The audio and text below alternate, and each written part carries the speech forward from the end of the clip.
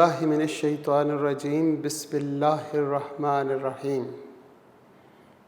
Unique group of institution की तरफ से online lectures, class second year और सब्जेक्ट स्टैटिस्टिक्स यानी शुमारियात, और मेरा नाम प्रोफेसर राजा वाजिद अली। आपको स्टैटिस्टिक्स पढ़ाऊँगा। स्टैटिस्टिक्स आपने फर्स्ट ईयर में ऑलरेडी पढ़ी, बहुत मेहनत की, और आपको उम्मीद करता हूँ कि फ़र्स्ट ईयर की स्टैटिस्टिक्स बहुत आसान लगी होगी। फर्स्ट ईयर में हमने स्टैटिस्टिक्स किताब इंट्रोडक्शन टू स्टैटिस्टिक्स यानी कि कारवान पब्लिशर की कुछ इस तरह की किताब थी, और शायद फर्स्ट ईयर में हमने ये किताब पढ़ी। इंट्रोडक्शन टू स्टैटिस्टिक्स, इसमें ऑब्जेक्टिव सब्जेक्टिव सब कुछ मौजूद है। कारवान पब्लिशर की बुक है और राइटर का नाम है मिराजुद्दीन मिर्ज़ा, डॉक्टर मोहम्मद अफजाल बेग। हमने इस किताब को फर्स्ट ईयर में फ़ॉलो किया, और अपने लेक्चर का आगाज़, मेरे जो सेकंड ईयर के बच्चे हैं उन्हें मालूम होगा कि हम अपने लेक्चर का आगाज़ एक दुआ से करते हैं, और वो दुआ है इल्म की। आज हम एक दुआ से अपने पहले लेक्चर का आगाज़ करते हैं कि ए अल्लाह, आज हम इल्म सीखने के लिए यहाँ पर बैठे हैं और इल्म सीखने के लिए ये वीडियो देख रहे हैं और इल्म स्टैटिस्टिक्स का इल्म सीख रहे हैं। ए अल्लाह, तूने हमें कहा कि ज़िंदगी के पहले सांस से लेकर आखिरी सांस तक, यानी कि माँ की गोद से कब्र तक सीखो, इल्म सीखो। तो हम इल्म सीख रहे हैं, और इल्म के ख़ज़ाने ए मेरे रब तेरे पास हैं, और उन ख़ज़ानों से हमें कुछ अता कर। और किस अंदाज से हम अपने रब से दुआ मांगेंगे इल्म की? कहेंगे ए अल्लाह, अरबी में कहेंगे अल्लाहुम्मा उर्ज़ुक़नी। अल्लाहुम्मा मतलब ये हुआ ए मेरे रब, उर्ज़ुक़नी मुझे अता कर। क्या चीज़? इल्मन नाफ़िअन वासिअन हमीकन। ऐसा इल्म जिसमें ये तीन खूबियाँ हों। नंबर 1, नाफ़े हो, नफ़े वाला हो, उससे मुझे भी नफ़ा मिले और क़यामत तक आने वाले लोगों को भी मेरे इल्म से नफ़ा पहुँचे। दूसरी खूबी वो वसी हो, बहुत ज़्यादा इल्म अता फ़रमा, महदूद ना हो। और तीसरी खूबी हमीकन, गहराई वाला इल्म अता फ़रमा। ए मेरे रब, हम सब को इल्म अता फ़रमा, और इल्म की तीन खूबियाँ हों, नाफ़िअन, वासिअन और हमीकन। इस दुआ के साथ हम आज का लेक्चर, आज लेक्चर 1 है हमारा, सेकंड ईयर की क्लास है, और इसमें हम पहले दिन क्या करते हैं? पहले लेक्चर में हम सीखते हैं कि हम क्या करेंगे, कैसे करेंगे और कितने मार्क्स आएंगे। पहले दिन से जब हमने बैठ के पढ़ना शुरू करना है, तो अगर हम पहले दिन से टारगेट नहीं रखेंगे तो हम अचीव किसे करेंगे? टारगेट तो अचीव तब किया जाता है जब हम पहले दिन टारगेट को रखें कि हमने यहाँ पहुँचना है। उसके लिए हमें पहले दिन मालूम होना चाहिए कि हमारे पेपर में, हमारे इम्तिहान में क्या आएगा, कैसे आएगा, और हमने क्या क्या तैयार करके जाना है। ये सारी बातें हम इस लेक्चर में डिस्कस करेंगे, बुक को डिस्कस करेंगे। हमने फर्स्ट ईयर में, जैसा कि मैंने शुरू में बताया, कि कारवान पब्लिशर को फॉलो किया, लेकिन सेकंड ईयर में हम कारवान पब्लिशर से, ये जो सेकंड ईयर की किताब है कारवान पब्लिशर की, इससे हम MCQs और शॉर्ट क्वेश्चंस करेंगे, यानी कि ऑब्जेक्टिव, और ये टेक्स्ट बुक जो है हम इसको फॉलो करेंगे न्यूमेरिकल्स के लिए। सेकेंड ईयर में हमने जितने भी न्यूमेरिकल्स करने हैं वो हम टेक्स्ट बुक को फॉलो करेंगे। जैसा कि आप बोर्ड पे देख रहे हैं कि हमारा स्टैटिस्टिक्स सब्जेक्ट है, हमारी क्लास अब सेकेंड ईयर है। मैं तमाम तुलबा व तालबात को खुशामदीद कहता हूँ फर्स्ट ईयर कंप्लीट करने के बाद सेकेंड ईयर का पहले लेक्चर में। हम सेकेंड ईयर में तमाम न्यूमेरिकल टेक्स्ट बुक से शुरू करेंगे, टेक्स्ट बुक से करेंगे, कारवान की बुक से न्यूमेरिकल्स नहीं होंगे। जो कारवान की बुक है जिसका नाम इंट्रोडक्शन टू स्टैटिस्टिक्स है, मिराजुद्दीन मिर्ज़ा और डॉक्टर अफजाल बेग की लिखी हुई किताब है, वहाँ से मेरे बच्चे सिर्फ शॉर्ट क्वेश्चंस देखेंगे, क्योंकि टेक्स्ट बुक में लास्ट ईयर भी फर्स्ट ईयर में भी हमने टेक्स्ट बुक को इसलिए फॉलो नहीं किया था कि उसमें न्यूमेरिकल्स कम हैं, उसमें शॉर्ट क्वेश्चंस नहीं लिखे हुए, उसमें एमसीक्यूज़ नहीं मिलते।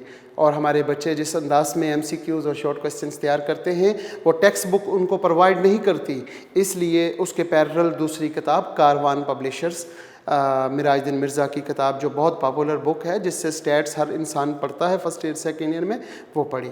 अब सेकेंड ईयर की जो किताब है इसमें न्यूमेरिकल बहुत अच्छे लिखे हुए हैं, हमारी प्रैक्टिस बहुत ज़्यादा है बनिस्बत सेकेंड ईयर कारवान के, इसलिए हम कारवान के बजाय टेक्स्ट बुक को यहाँ पे फॉलो करेंगे न्यूमेरिकल्स के लिए, और ऑब्जेक्टिव के लिए यानी एमसीक्यूज़ और शॉर्ट क्वेश्चंस के लिए हम इस किताब को देखेंगे।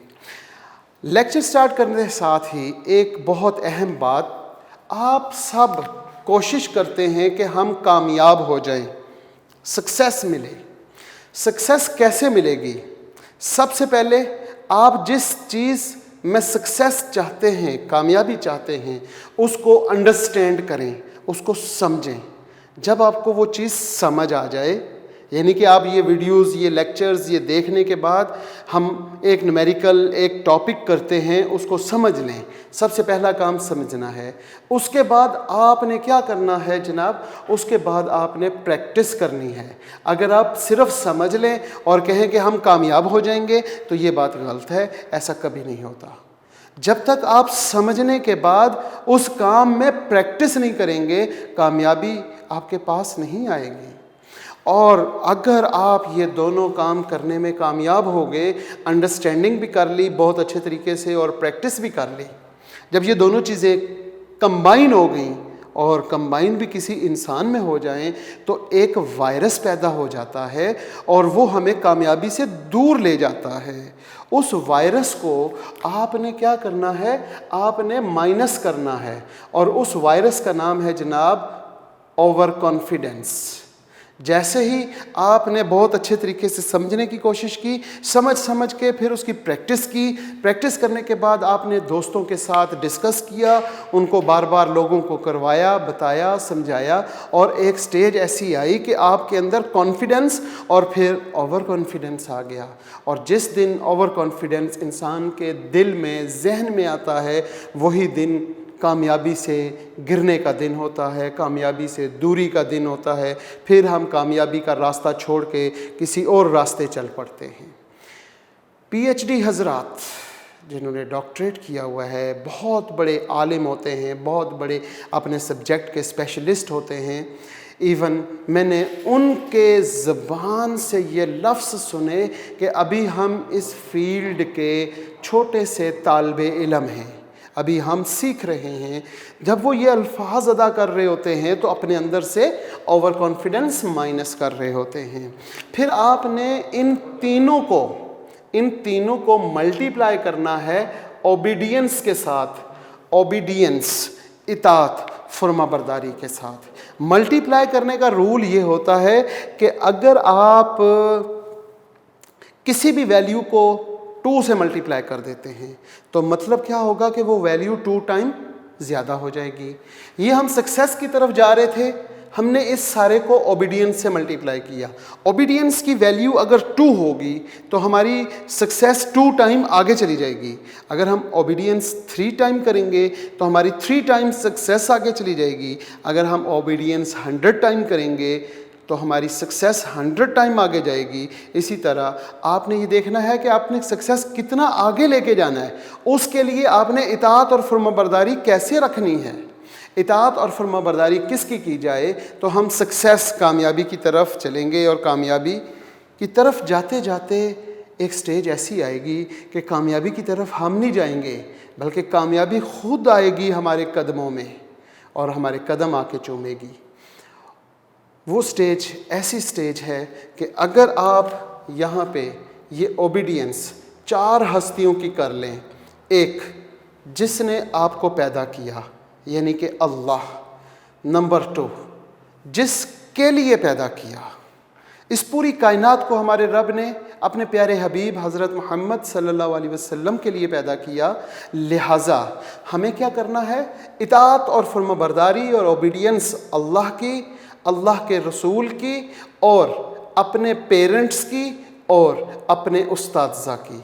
ये 4 हस्तियों की अगर आप इताअत और फरमाबरदारी करते हैं और अगर आपको अंडरस्टैंडिंग नहीं समझ आ रही, कोई भी चीज़ प्रैक्टिस नहीं हो रही, ओवर कॉन्फिडेंस वैसे ही नहीं होगा।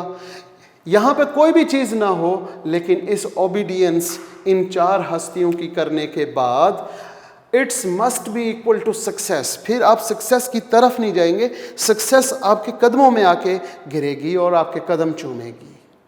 आप कहेंगे ऐसा कैसे हो सकता है?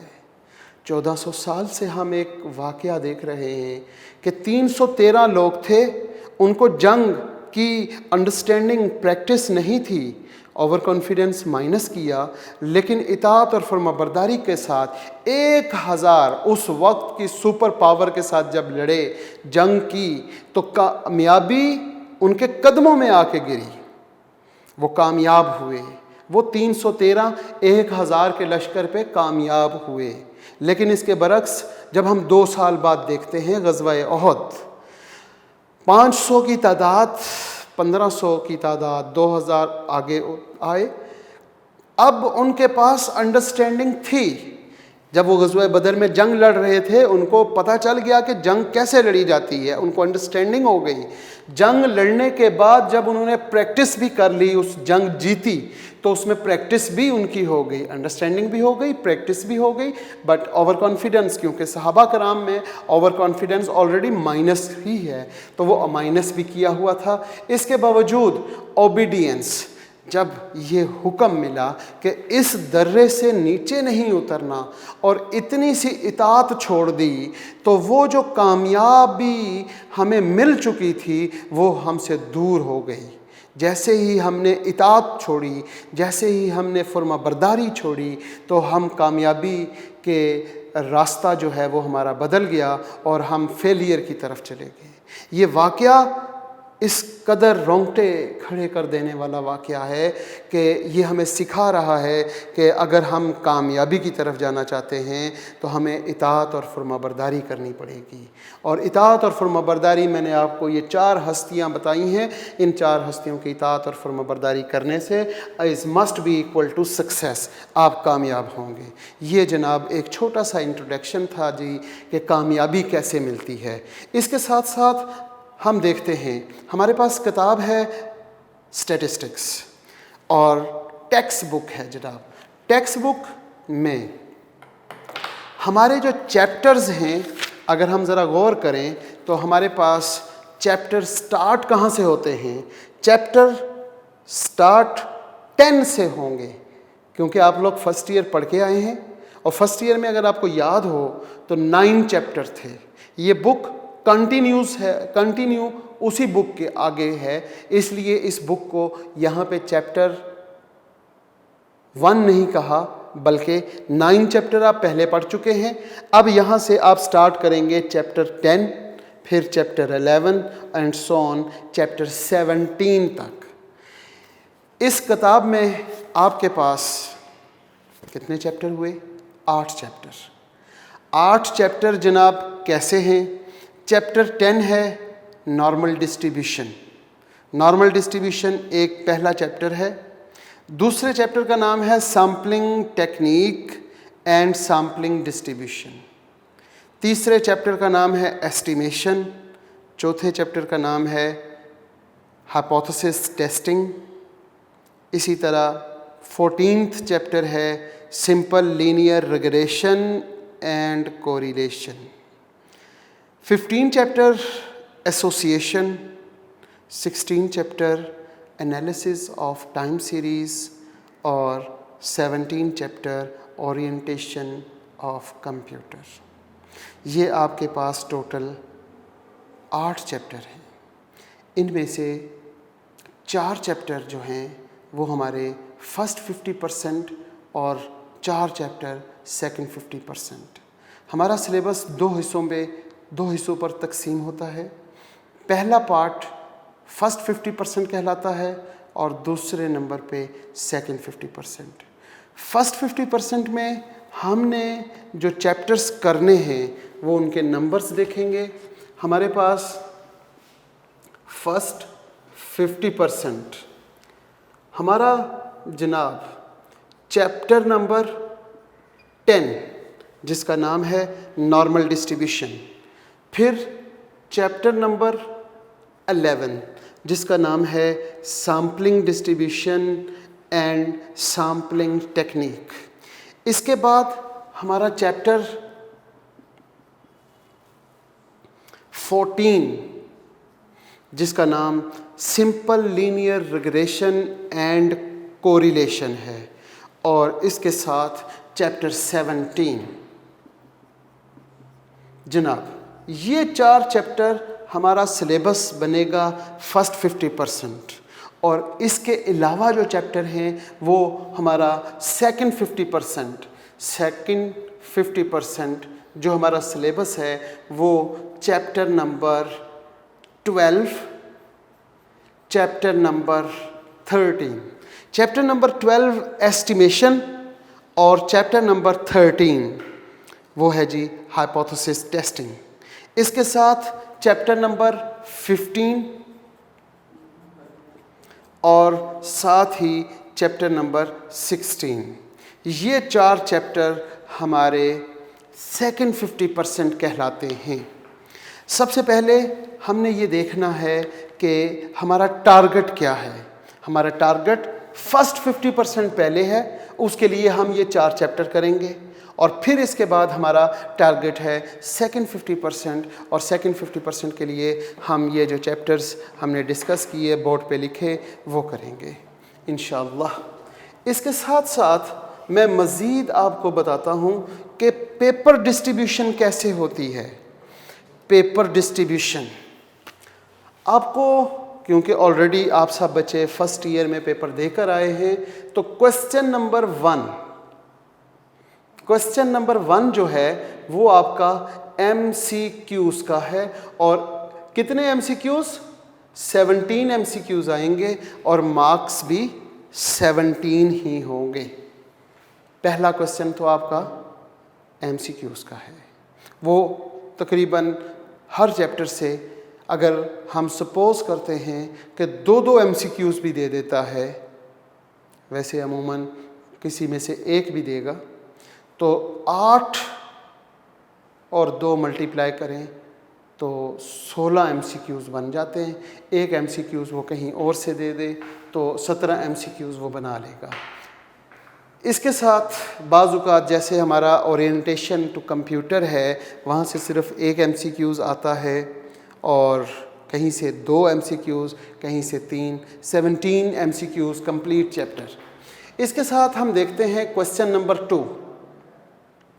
क्वेश्चन नंबर 2 हमारे पास है जनाब, और ये है short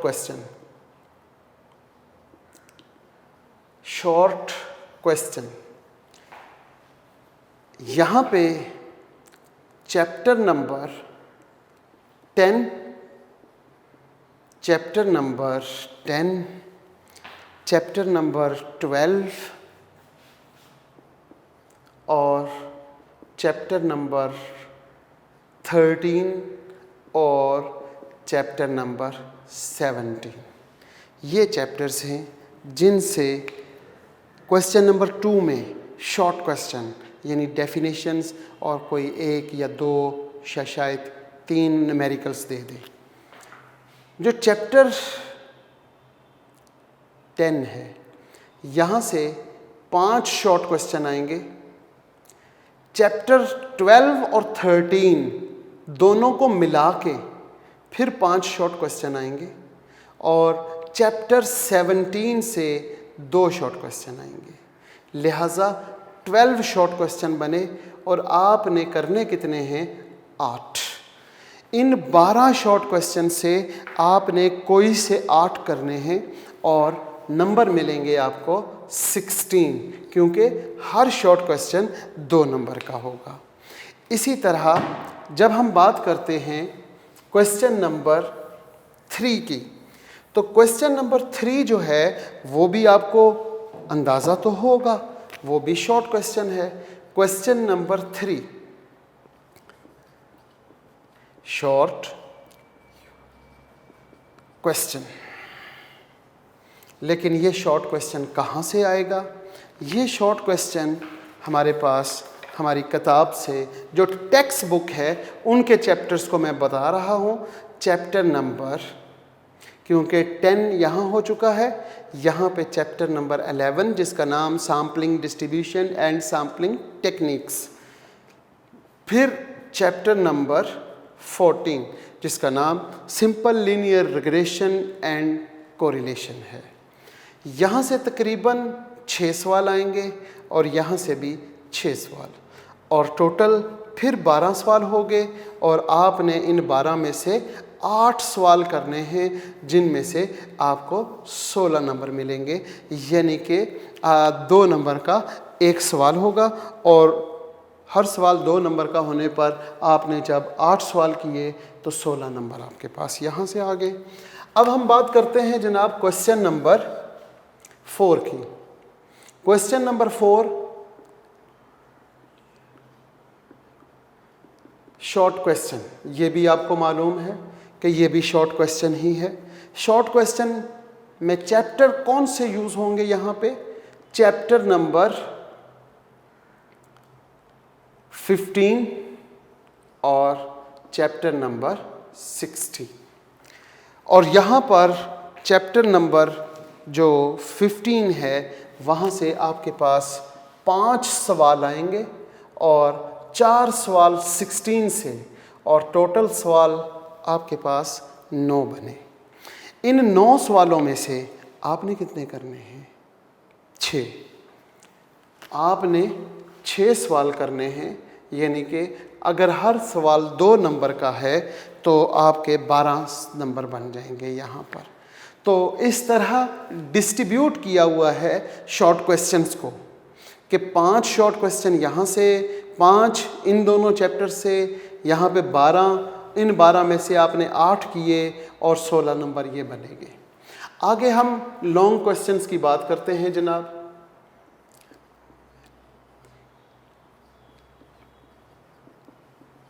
long question number 1, question number 5 इसका ए और बी पार्ट, क्वेश्चन नंबर 6 इसका ए और बी पार्ट, क्वेश्चन नंबर 7 इसका ए और बी पार्ट, क्वेश्चन नंबर 8 इसका ए और बी पार्ट, और फिर क्वेश्चन नंबर 9 इसका ए और बी पार्ट।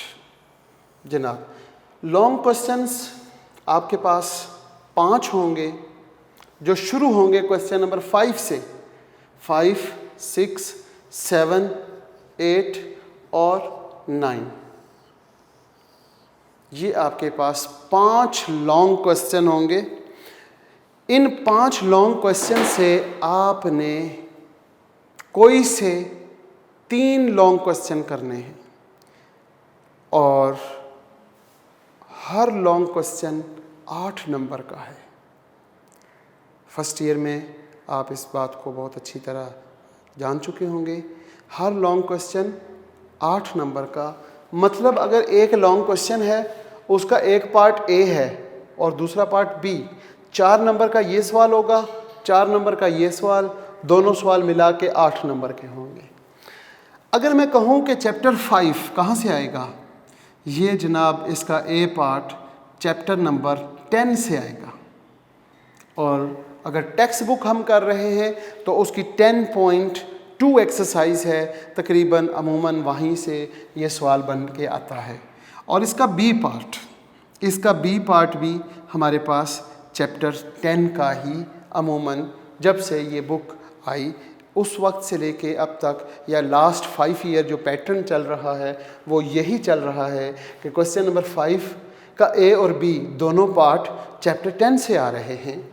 इसी तरह क्वेश्चन नंबर 6 का ए पार्ट वो हमारे पास चैप्टर नंबर 11 और इसका बी पार्ट वो भी चैप्टर नंबर 11 से आएगा।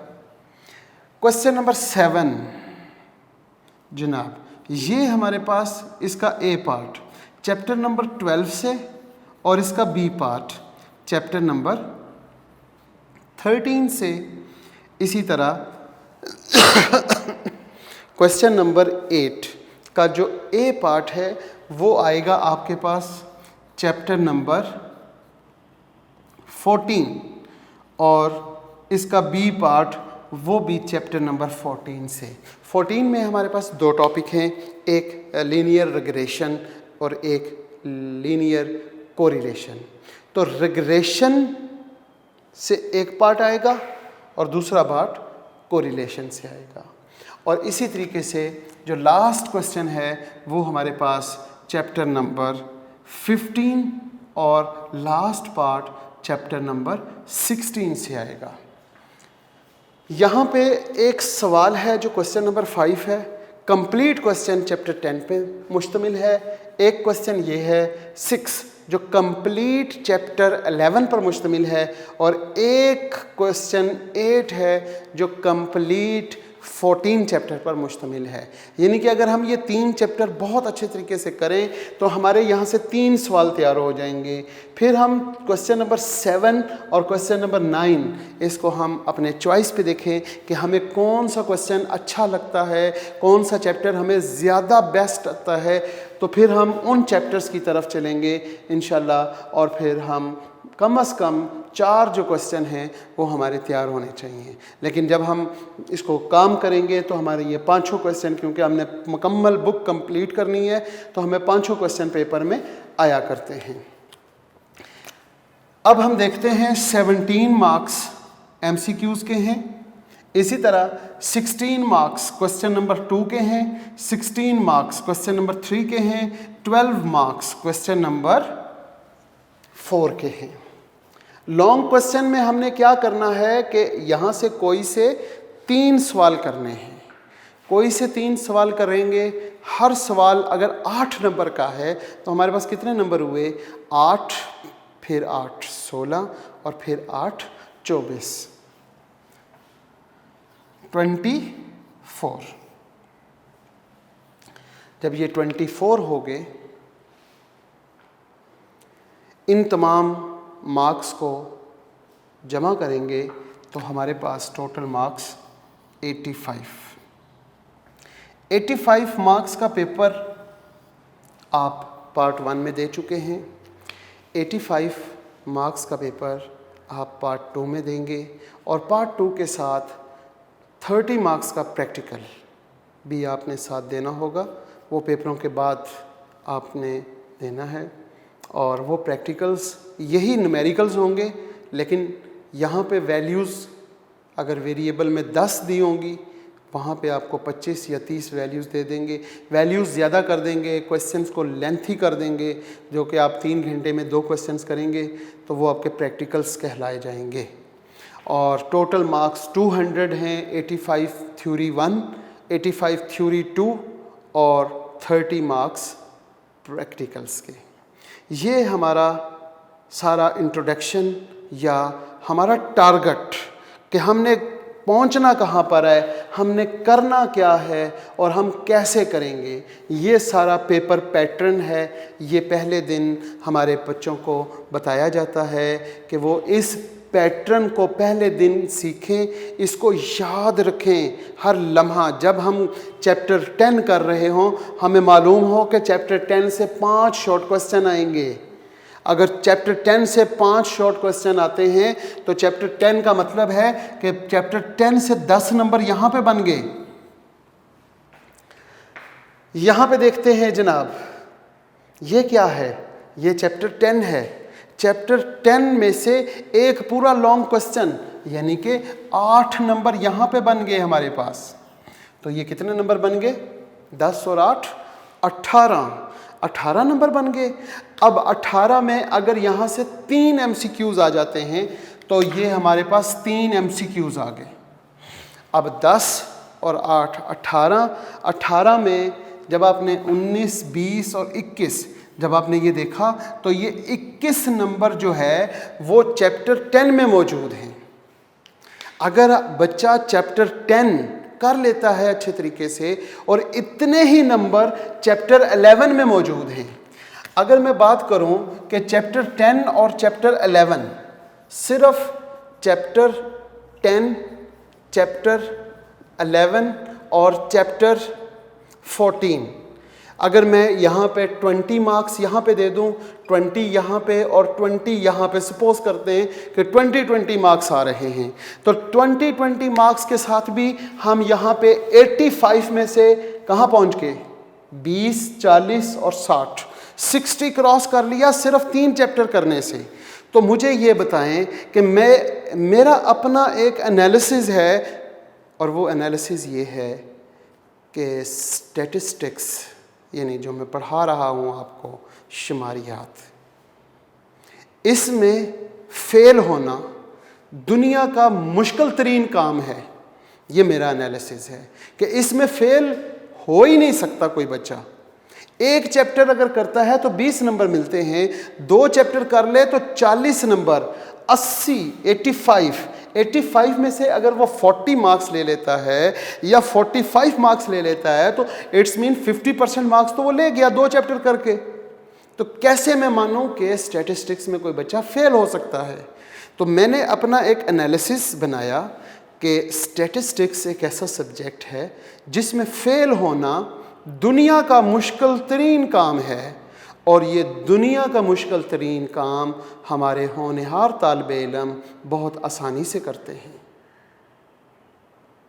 तो उम्मीद करता हूँ कि ये जो मैंने आपको पेपर पैटर्न आज पहले दिन आपको बताया है, इस पैटर्न को हमेशा अपने जहन में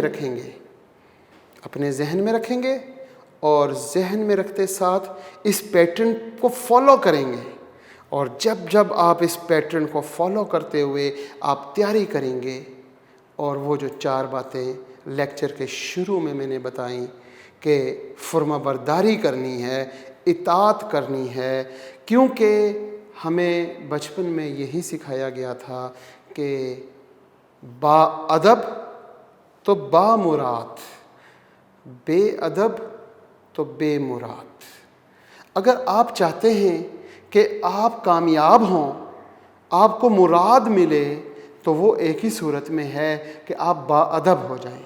और बाअदब किसे कहते हैं? वो फार्मूला जो सक्सेस का मैंने आपको सिखाया, कामयाबी का सिखाया, उसमें ओबीडियंस, इताअत, फर्माबरदारी को कहते हैं बाअदब। जब हम इताअत करेंगे, फर्माबरदारी करेंगे, तो हम इस पैटर्न को अपने साथ लेके चलेंगे तो इंशाअल्लाह मेरे तालिबे इल्म 85 में से मार्क्स, क्योंकि जो बच्चे मुझसे ऑलरेडी पढ़ चुके हैं उनको पता है, उनको मेरी इस बात का पता है, और बाकी बच्चे जो हैं वो ये बात सीखें और समझें। मेरी बात जो ये है कि ऐसे एक सर्कल लगा होगा जब आपके इम्तिहान का रिज़ल्ट आएगा। स्टैट्स में नीचे तो 85 होगा, कन्फर्म है, ये तो चेंज नहीं हो सकता। लेकिन जो मेरी बताई हुई बातों पर अमल करते हैं और प्रैक्टिस करते हैं और ओबीडियंस और इताअत और फर्माबरदारी करते हैं, उसका मुझे ये दूसरा डिजिट तो मालूम नहीं होता, लेकिन पहला डिजिट जो है वो भी फिक्स होता है उन बच्चों का जो ओबीडियंस, इताअत करते हैं, और वो फिक्स होता है 8। जो हासिल करदा नंबर है उसका पहला डिजिट कन्फर्म 8 होगा, दूसरा डिजिट आपकी अपनी हिम्मत होगी। आप यहाँ 0 ले लें, यानी 85 में से 80 मार्क्स ले लें, या 81 या 82 या 83 या 85। ये जो दूसरा डिजिट है ये उन बच्चों के लिए जो मेरी बताई हुई तालीमात हैं, जो मैंने बताया आपको एक तरीका, मैंने अपने एक्सपीरियंस से, अपने तजर्बे से आपको जो मैंने बातें सिखाई आज के लेक्चर में, अगर आप उन लेक्चर्स को फॉलो करते हैं तो नीचे तो कन्फर्म है 85 इज़ अ फिक्स डिजिट, ऊपर भी 2 डिजिट्स में से जो पहला डिजिट है वो फिक्स हो जाता है। मेरे बच्चों का ऊपर 80 लाजमी आता है, 8 का डिजिट लाजमी आता है। और बाज़ औक़ात तो मैं बच्चों को ये कहा करता हूँ कि अगर 85 में से 80 से कम मार्क्स आएँ तो वो किसी को, अगर कोई उनसे पूछे कि आप किस से पढ़ रहे हैं, तो फिर वो मेरा नाम ना बताएं, फिर वो मुझसे पढ़ा ही नहीं, उन्होंने मेरी बात ही नहीं उन्होंने कोई सुनी। अगर वो मुझसे पढ़ रहे हैं तो मेरी बात तो सुनेंगे ना, और मेरी बात सुनने वाले बच्चों का तो 85 में से कम से कम 80 से कम मैं अफोर्ड नहीं कर सकता। और दूसरा डिजिट आपकी अपनी मर्ज़ी है, वो चाहे आप 85 ले लें, 84 ले लें, 83 ले लें, कोई एक आधा MCQs अगर आगे पीछे हो जाता है तो 84, 85 बहुत आसानी से बच्चे लेते हैं, सिर्फ थोड़ा सा पढ़ के, बहुत ज़्यादा पढ़ के नहीं, बस रोज़ का काम रोज़ कर लें, बस इतनी सी बात है। अगर आपने रोज़ का काम रोज़ कर लिया तो मैं नहीं समझता कि आपको कहीं पे प्रॉब्लम होगी और आपको कहीं पे मसला होगा। अब हम बात करते हैं टेक्स्ट बुक, जो ऑलरेडी हमने पढ़नी है। टेक्स्ट बुक के जो 4 चैप्टर, फर्स्ट 50%, अब पहला टारगेट हमारा फर्स्ट 50%। फर्स्ट 50% में मैं बता चुका हूँ, chapter number 10 normal distribution, chapter number 2 sampling technique and sampling distribution, और chapter number 14 simple linear regression and correlation, और chapter number 17 orientation of computer. ये 4 चैप्टर हैं। हमारा फर्स्ट 50% हमारा पहला टारगेट, जब वो कंप्लीट हो जाएगा, फर्स्ट 50% का इम्तिहान होगा, फिर उसके बाद हमारा सेकंड टारगेट होगा सेकंड 50%, और फिर सेकंड 50% जो बाकी 4 चैप्टर्स हैं वो करेंगे, और फिर उनका इम्तिहान देने के बाद फिर हमारा मेन टारगेट जो कंप्लीट बुक इस पेपर पैटर्न को फॉलो करते हुए इंशाल्लाह हम तैयार करेंगे और कामयाबी हमारे कदम चूमेगी। बात आखिर में वही, बाअदब बामुराद, बेअदब बेमुराद। अज़ीज़ तुलबा व तालिबात, मेरी कोशिश होगी कि यहाँ पर वीडियो लेक्चर्स में आपको घर बैठे आपके ज़हन में पैदा होने वाले हर सवाल का जवाब यहाँ बोर्ड पे क्लियर कर दिया जाए इंशाअल्लाह, और अल्लाह ताला मुझे इस कोशिश में कामयाब करे। आज का लेक्चर हम यहीं पे कंप्लीट करते हैं। अल्लाह ताला आप सबको सलामत रखे और आपके वालिदैन का साया ता क़यामत आप पर रखे। बहुत शुक्रिया, आज का लेक्चर आपने लिया। नेक्स्ट लेक्चर में इंशाअल्लाह हम चैप्टर नंबर 10 से स्टार्ट करेंगे और उसकी डेफिनेशंस और समथिंग जो हम देखते हैं। बहुत शुक्रिया जी, अल्लाह हाफ़िज़।